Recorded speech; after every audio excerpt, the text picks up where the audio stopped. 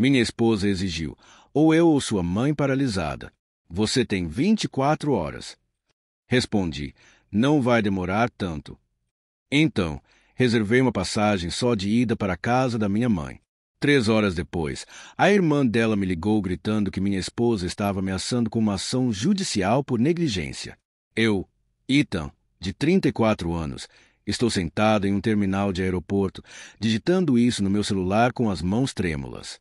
O Wi-Fi é péssimo. Na minha bagagem de mão estão meu laptop, algumas roupas aleatórias que peguei e uma pasta grossa contendo os registros médicos da minha mãe. Minha vida como eu a conhecia implodiu há cerca de 4 horas e ainda estou tentando recuperar o fôlego. Minha esposa, Alice, de 32 anos, e eu estamos casados há 6 anos. Tem sido uma vida. Temos uma casa, então o banco tem uma casa e nos deixa morar nela. A hipoteca está em meu nome. Um detalhe de antes do nosso casamento que simplesmente nunca mudou. Nós dois trabalhamos. Tínhamos uma rotina. Estava tudo bem. Então, 6 meses atrás, minha mãe, Doris, de 65 anos, teve um derrame grave. Ela está paralisada da cintura para baixo e sofre de afasia, o que lhe dificulta incrivelmente a fala. Sou filha única dela. Meu pai morreu há anos. O peso de tudo isso caiu sobre mim. Arranjei cuidados domiciliares, o que é muito exaustivo. Todas as suas economias se esgotaram de forma alarmantemente rápida. Eu passava 3 noites por semana e todo o meu fim de semana com ela, a 1 hora de distância, me certificando de que ela estava bem. Falei com as enfermeiras e simplesmente estive lá para ela. Foram os 6 meses mais exaustivos da minha vida. A simpatia inicial de Alice parecia um roteiro ensaiado. Isso é tão horrível, disse ela, rolando o celular. Logo, a crise começou toda vez que eu pegava as chaves do carro. Depois, as reclamações. Nós nunca fazemos nada. Você está sempre exausta. Sinto como se nem fosse casada. Tentei explicar. Implorei para que ela viesse comigo pelo menos uma vez. Não suporto hospitais, ela dizia. E aquele cheiro, o cheiro de gente doente. Esta manhã, a crise atingiu o serviço de enfermagem. A cuidadora principal da Doris teve uma emergência familiar e está ausente por pelo menos 1 mês. Os cuidados de apoio que podiam oferecer eram irregulares, deixando lacunas perigosas no dia em que ela ficava sozinha. Sentei Alice, com o coração disparado. Disse a ela que precisava tirar uma licença FMLA do meu trabalho, que, como família, precisávamos de uma solução temporária. Cheguei a sugerir, hesitante, que talvez a mamãe pudesse ficar conosco por apenas algumas semanas. Sua expressão não era de raiva, era fria e vazia. Não, disse ela, eu não a quero aqui, está é a minha casa também. Alice, por favor, ela não pode ficar sozinha. O que vamos fazer? As economias dela estão quase acabando. Isso parece um problema de vocês, não um problema nós. Ela disse, levantando-se. Cruzei os braços e disse a frase que acho que vai me assombrar para sempre. Estou cansada de ser a segunda em relação a ela. Estou cansada de minha vida ficar em espera. Então a escolha é sua. Eu ou sua mãe paralisada. Você tem 24 horas. Eu queria poder dizer que fui forte, mas não fui. Apenas senti uma onda de adrenalina e náusea. Não houve um grande momento de clareza. Havia apenas a imagem da minha mãe sozinha em casa, incapaz de pedir ajuda. A decisão não foi uma decisão, foi um instinto. Não vou demorar tanto. Murmurei, minha voz mal saindo. Entrei no nosso escritório, minhas mãos tateando o teclado enquanto reservava o próximo voo para a cidade da minha mãe. Joguei coisas desordenadamente em uma mala. Eu nem tinha levado uma escova de dentes. Simplesmente saí pela porta enquanto ela me encarava. Sua expressão passou de triunfante para chocada. Pousei a 1 hora. O voo não foi tranquilo. Apenas olhei pela janela, minha mente a mil, e me perguntei se tinha acabado de cometer o maior erro da minha vida. Liguei meu telefone e ele imediatamente enlouqueceu. 1 dúzia de chamadas perdidas de Alice, depois uma enxurrada de mensagens de texto da irmã dela, Jean, 35F. Era um romance cheio de acusações de que eu era egoísta e cruel, e que Alice já estava ao telefone com um advogado para me processar por pensão alimentícia. Abandono. A última mensagem de Jean dizia: Você não pode simplesmente fazer isso. Há consequências por deixar sua esposa. Ela tem direito à própria vida, e você vai pagar por isso. Estou esperando um táxi para a casa da minha mãe. Sinto que vou vomitar. Entro em um incêndio e há outro queimando atrás de mim. Não tenho ideia do que estou fazendo. Atualização 1. Obrigada a todos que comentaram. Ler suas mensagens e saber que não estou louca tem sido uma tábua de salvação para mim. As últimas 3 semanas foram uma aula magistral de exaustão e estresse. Procurei minha mãe e percebi que a situação era pior do que eu pensava. Ela estava assustada. A Felinade ficou emocionada e chorou de alívio. Quando ela me viu, essa imagem ficou gravada na minha mente. Apagou qualquer dúvida de que eu precisava estar aqui. Agora sou sua cuidadora em tempo integral. Tirei licença FMLA, que não é remunerada. Um fato que está se tornando assustadoramente relevante. Estabelecemos uma rotina de medicamentos, fisioterapia, exercícios e refeições. Ela está implacável. Durmo algumas noites, apenas sento ao lado da cama dela e a ouço respirar, com cálculos financeiros correndo na minha cabeça. A ofensiva de Alice e Jenny começou imediatamente. Alice não fala comigo diretamente, usa Jean como seu cão de ataque, está constantemente me ligando, mandando mensagens.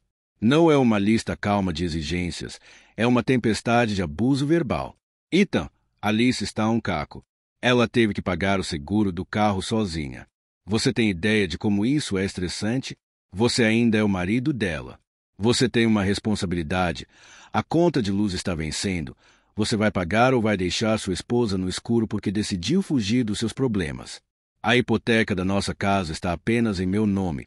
O pagamento está sendo debitado diretamente da minha conta principal e vence na semana que vem. Meu salário, que normalmente cobre a dívida, não está entrando porque estou de licença sem vencimento. Agora, estou correndo o risco de esgotar minhas economias pessoais para pagar a hipoteca de uma casa na qual não tenho permissão para morar, ou corro o risco de inadimplência, o que arruinaria meu histórico de crédito. Eu sabia que estava metido em encrenca. Seguindo o conselho de mensagens diretas, passei 2 dias agonizantes tentando encontrar um advogado. Os 2 primeiros que liguei queriam adiantamentos. Eu não tinha condição de pagar um advogado. Conversei com ele para uma consulta paga de 15 minutos. Ele foi indiferente e basicamente me disse para voltar para minha esposa. Eu estava começando a me desesperar. Finalmente encontrei uma advogada, a senhorita Albright, que me foi indicada por um grupo local de apoio a pessoas com AVC. Ela não é um tubarão, mas uma advogada pragmática e prática, especializada em direito de família, que já viu de tudo. Nossa videochamada foi tranquila. Ela me disse que a negligência conjugal em nosso estado, com divórcio sem culpa, é em grande parte um mito, mas minha situação é terrível. Ela me deu uma lista sombria de tarefas. Eu deveria documentar tudo, cada ligação, cada mensagem de texto da Jean. Eu não respondo, apenas registro, data e hora, resumo do abuso, finanças separadas, abri uma nova conta corrente em uma cooperativa de crédito diferente e comecei a transferir minhas parcas economias para ela. Esse é meu cofre de guerra e é minúsculo. Comunique-se por escrito. Ela me disse para enviar um e-mail simples para Alison Jean, informando que todas as comunicações futuras sobre finanças ou questões conjugais devem ser por escrito. Isso cria um rastro de papel e interrompe a agressão verbal. Enviei o e-mail e a resposta levou menos de 10 minutos. Minutos depois, meu telefone tocou com o nome de Jean na tela. Fiquei olhando para ele até parar. Então, a mensagem chegou. Você acha que pode se esconder atrás do seu advogado covarde? Alice tem necessidades, você deve a ela. Que pressão é imensa. Eles estão tentando me destruir financeira e emocionalmente. Cada toque do meu telefone me dá um nó no estômago. Estou vivendo das minhas economias, que estão desaparecendo a uma velocidade alarmante. Entre as necessidades da minha mãe e a casa. Em casa, isso não é um jogo de xadrez, é uma guerra de atrito. Atualização 2. O silêncio não durou muito. Minha recusa em participar das discussões deles foi vista como fraqueza. Os últimos meses foram uma bagunça tediosa, planejada para me esgotar. Mamãe está melhor. Agora temos uma maravilhosa funcionária de meio período, uma mulher chamada Anne, que é financiada por uma bolsa local. que passei semanas me candidatando me dá algumas horas por dia para respirar. Sua fala está melhorando lentamente. Seu sorriso é meu único salário no momento.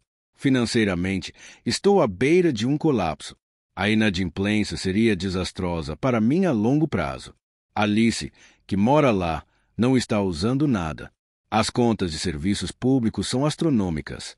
Ela obviamente não está se esforçando para economizar dinheiro. Tive que pagá-las para evitar cobranças. Minhas economias acabaram.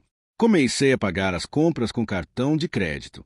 A campanha de difamação está a todo vapor. As redes sociais de Alice são um retrato curado de uma vítima corajosa. Ela aposta sobre enfrentar o mundo sozinha de repente, aprender a ser forte diante da traição e postagens vagas sobre crises de saúde mental que podem destruir uma família, insinuando que tive um colapso. Alguns de nossos amigos em comum me ignoraram.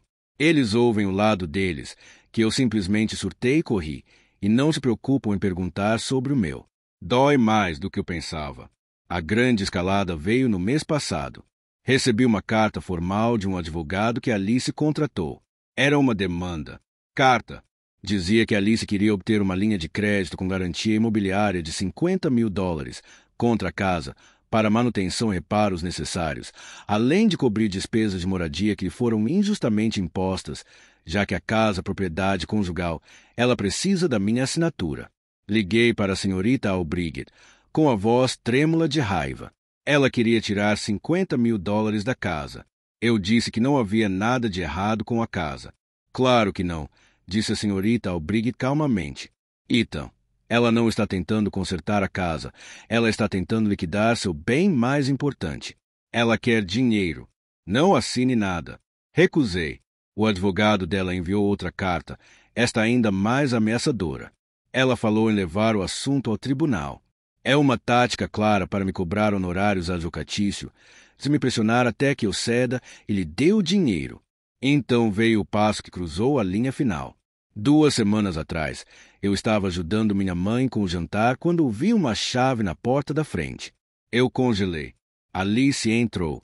Ela tinha a chave da minha casa da minha mãe antes do derrame, da qual eu tinha me esquecido completamente. Ela não olhou para mim. Olhou ao redor da sala com uma expressão de desgosto. Aqui dentro está um cheiro horrível, disse ela. Minha mãe, Doris, que estava em sua cadeira de rodas, fez um pequeno ruído de angústia. Saia, Alice, eu disse, com a voz perigosamente baixa. Esta é a casa da sua mãe. Eu sei disso, disse ela, finalmente olhando para mim. Mas você é meu marido. Eu tenho o direito de saber o que está acontecendo, de ver se você é capaz de cuidar dela. Ela estava preparando o terreno para sua alegação de que eu era instável e incompetente. A crueldade fria e calculada de entrar aqui para perturbar minha mãe deficiente, apenas para afirmar seu domínio, quebrou algo dentro de mim. Não gritei. Peguei meu telefone, apertei o botão de gravar e disse: Você tem 1 minuto para sair desta propriedade antes que eu chame a polícia por invasão de propriedade. Seu rosto mudou, a máscara de preocupação caindo e substituída por puro despeito. Ela cuspiu algo sobre o ser patético. Ela se virou e saiu, batendo a porta atrás de si. Liguei imediatamente para um chaveiro, depois para o número não emergencial da polícia e registrei um boletim de ocorrência para registrar sua entrada não autorizada. Agora eu tinha um número de boletim de ocorrência. Quando contei isso à senhorita Albright, ela disse: Ótimo, essa é a prova que precisávamos. O assédio dela não se limita mais a mensagem de texto e ligações. Aumentou. É hora de pedir o divórcio amanhã. Eu vou pedir o divórcio. Não será um processo rápido. Será uma guerra. Mas ela acabou de mostrar ao tribunal quem ela é. Última atualização. Já se passaram mais de 14 meses. Mais de 1 ano de batalhas judiciais. Noites sem dormir e ansiedade financeira. Pedir o divórcio foi como remexer em um vespeiro. A resposta legal de Alice foi que ela era a parte prejudicada. Ela alegou que eu a abandonei e a deixei emocional e financeiramente desamparada, e que minha obsessão pela saúde da minha mãe era um sintoma da minha própria instabilidade. Ela exigiu pensão alimentícia permanente. A maior parte dos bens que pago ela honorários advocatícios consideráveis. Não foi uma luta limpa e rápida. Foi uma batalha miserável. Houve depoimentos, mediações que não deram em nada e correspondências intermináveis e caras entre nossos advogados. Minha dívida de cartão de crédito estava crescendo. Eu me sentia como se estivesse me afogando. O ponto de virada não foi um único momento de pegadinha, mas a apresentação lenta e metódica de um padrão de comportamento.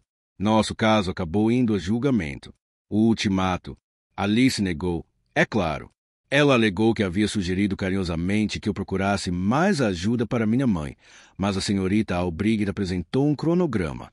Ela mostrou meu pedido imediato de FMLA, minha passagem aérea só de ida e o início do meu período de cuidadora em tempo integral. Tudo isso poucas horas depois daquela conversa. Minhas ações corroboraram minha história. O assédio. Não tínhamos um e-mail com as exigências. Em vez disso, tínhamos registros telefônicos. Centenas de ligações de Jean em todos os horários. Tínhamos meu único e-mail solicitando comunicação por escrito e sua subsequente recusa em fazê-lo, da qual o juiz tomou nota. A pressão financeira. Mostramos os extratos da hipoteca que eu havia pago enquanto em licença não remunerada. Mostramos as contas de serviços públicos que triplicaram depois que eu saí. Apresentamos as cartas ameaçadoras do advogado dela sobre o helicóptero que confirmavam suas tentativas. Demonstraram sua capacidade de monetizar, nosso único ativo importante enquanto eu estava no meu momento mais vulnerável. A invasão de propriedade foi nosso trunfo. Tínhamos o boletim de ocorrência. Tínhamos a conta do chaveiro. Meu depoimento sobre a barganha deles e a irritação que minha mãe, deficiente, sentiu foi devastador. Mostrou um padrão de intimidação e uma profunda falta de limites. Isso foi fundamental na liminar que os fez parecer terríveis na audiência final. A juiz era uma mulher de quase 60 anos. Ela ouviu tudo. Seu rosto estava ilegível. No final, sua decisão não foi a vitória cinematográfica com a qual eu sonhava, mas foi justiça. O tribunal ordenou a venda após o pagamento da hipoteca. O patrimônio restante foi dividido 50-50. Isso é padrão e foi uma pílula amarga de engolir, mas foi justo perante a lei. A pensão alimentícia foi a grande briga por causa do assédio documentado. Sua tentativa de explorar a casa fechadura e o incidente de invasão de propriedade. O juiz não foi compreensivo. Ela recebeu 1 ano de pensão alimentícia para reabilitação. Foi concedida uma fração do que ela havia pedido. O juiz disse que era para dar a ela tempo para ajustar seu orçamento à sua própria renda, não ao que ela estava acostumada quando seu marido pagava todas as dívidas de despesas conjugais. Todas as dívidas de cartão de crédito que eu havia acumulado depois que eu oficialmente pedi a separação foram concedidas a mim. Foi um golpe, mas todas as dívidas que ela havia acumulado para pagamentos de serviços públicos foram colocadas sobre ela. O impacto sobre ela foi silencioso, mas significativo. Ela teve que se mudar de casa para um pequeno apartamento com sua parte do patrimônio e pensão alimentícia de curto prazo. Ela não está sem um tostão, mas está vivendo uma vida longe do que tinha direito. Suas redes sociais ficaram silenciosas. Ouvi dizer que sua reputação sofreu um grande golpe quando a verdadeira história veio à tona. O esquema de invasão de propriedade com ultimato, o esquema de helicóptero, Jean não está mais em sua vida e aparentemente culpa Alice pela confusão legal. Estou exausto, tenho dívidas para pagar. Vou em dia à casa em que pensei que moraria por 30 anos. Isso não foi um lucro líquido. Foi brutal, feio e caro. Escapar, mas estou livre. Tenho um novo emprego aqui na mesma cidade que minha mãe. O dinheiro da venda da casa é uma rede de segurança para seus cuidados futuros. Minha vida menor agora é mais tranquila. É focada em consultas de fisioterapia e em garantir que minha mãe esteja bem. Alguns dias estou cheia de raiva e arrependimento, mas outros dias vejo minha mãe Dory sorrindo enquanto trabalha em sua pequena caixa de jardim no pátio e sei que não apenas fiz a escolha certa, mas fiz a única escolha e sobrevivi às consequências. Isso é o suficiente.